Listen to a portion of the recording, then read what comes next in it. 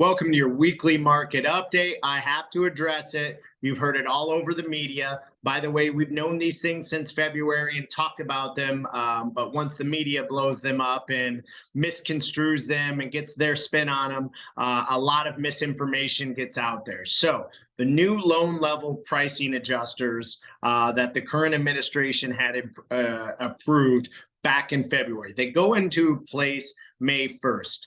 And first things first, don't get the message wrong. Those with good credit scores are getting a better deal than those with not so great credit scores, or below perfect credit scores is probably a better way to put it. So the 780 credit score is still getting a better deal than the 700 credit score. However, this is a tax on those in the middle. The 60 down to 680 credit scores. There is a tax. I'll show you the heat map in a second. And the problem with this is FHA just came out and made a bunch of positive changes. And those that really have 700 or below credit score, it's just been better for them to go FHA. And really, this problem was resolved. And it made it more affordable to those with lower down payments, those with not perfect credit, to go FHA. So really, that's the place for these loans to go. In my opinion, this was unneeded. It's just a tax on you, on I.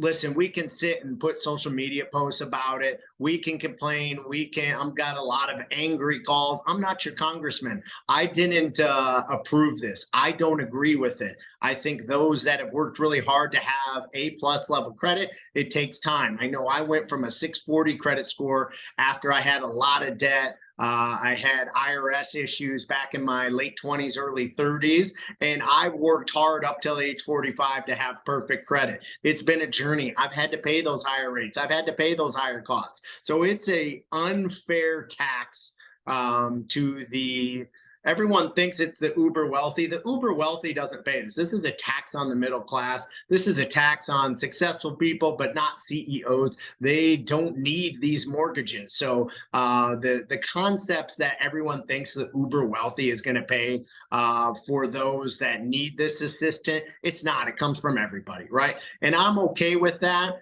I just don't believe how this has gone about. I think the FHA is the solution, and the improvements there are what we're still going to continue to sell, even with this. The adjusters that I see still make FHA better. So it's just an unneeded tax on those with the 780, 760s, above 740 credit scores. So let me show you the heat map of who's impacted the most. It's right here.